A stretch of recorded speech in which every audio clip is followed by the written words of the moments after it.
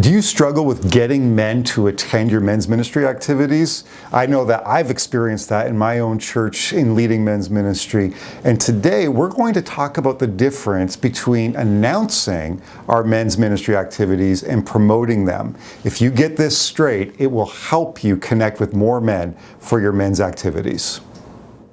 In a time where it seems everybody is busy all the time, it really feels like everything is competing to get our attention. I cannot imagine how hard it must be for any advertising or marketing company to innovate themselves to attract our attention. And you might be thinking to yourself, well, aren't I happy that I don't have to think about that because I don't work in marketing? Well, if you're leading your men's ministry, don't count your blessings so fast. In our Blueprint Leadership Training, one of the topics that we like to talk about is regarding the whole idea of promotion of your activities in your men's ministry. We all want men to attend our activities, but too often we're merely announcing what's coming up rather than truly promoting it. I believe this is one of the areas where a lot of churches and men's ministries really struggle.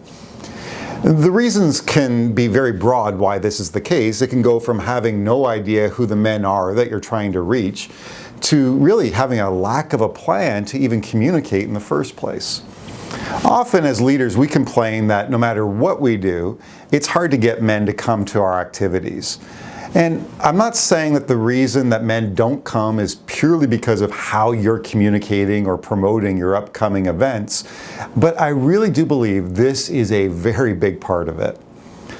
A while ago, I read an article saying that before anyone gets into an Apple store to buy a product, they need to have at least 12 impressions of that product ahead of time.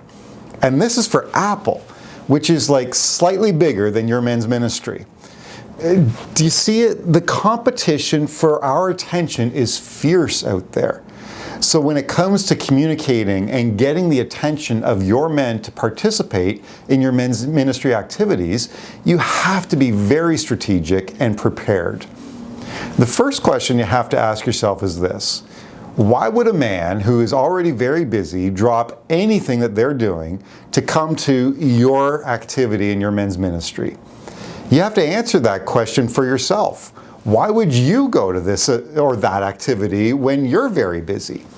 If you can't answer the question, you've already lost the attention of your men.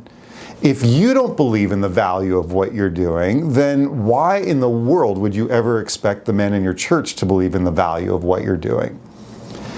After you've answered this first question, then you need to prepare your communications plan. You need to know your men.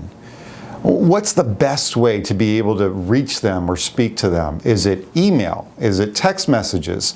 Is it one-on-one conversations? Is it all of the above? If you don't know which way the men in your church respond best, that's where you should start. You see, announcing is really general. It's for a large crowd. Promoting is personal. It thinks about how to connect individually with a man to help him get to that activity. After that, you need to really know your plan very well. In addition to the necessary information about your events, like what is the time, when is it starting, how long is it going to last for, how much money does this cost, who's the speaker, you need to be able to communicate more than that. You have to communicate why they cannot miss out on this activity.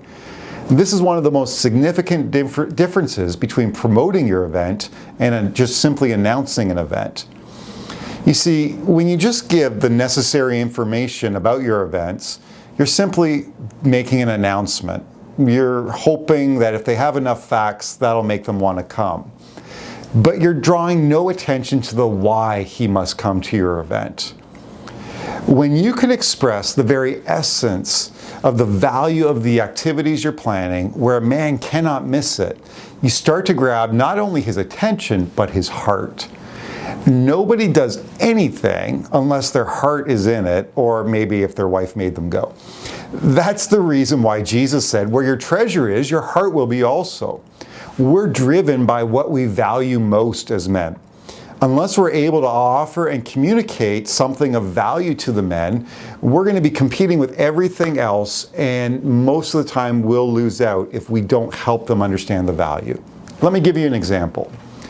You could tell men about a speaker or a men's group that you're hosting on being a better dad. Or you could say to the men, now I know that we all want to be great dads, and here's an opportunity for us to get even stronger. Another church I know was hosting an event on sexual purity. This kind of topic can be very difficult to get men to come out and attend. After all, if I show up, then am I admitting that I have a problem? Well, this church literally called every man in the church and asked them this question: has God told you not to come to this event? Part of promoting is not just appealing to the man, but appealing also to the men that he knows. For example, you could do something on maybe depression, and many men might feel like, well, I don't really have an issue with depression. But I would bet that most of the men know someone who does. In every activity you're doing, always challenge men to see that that activity is not just for them, but it's an opportunity to bring someone else who might need the ministry. Let me make one sidebar comment on this. If you do too many events in a year, it becomes even more difficult to truly promote your events. It takes time to get enough impressions in front of a man and enough opportunities for him to really capture the heart and the value of why he should be a part of something.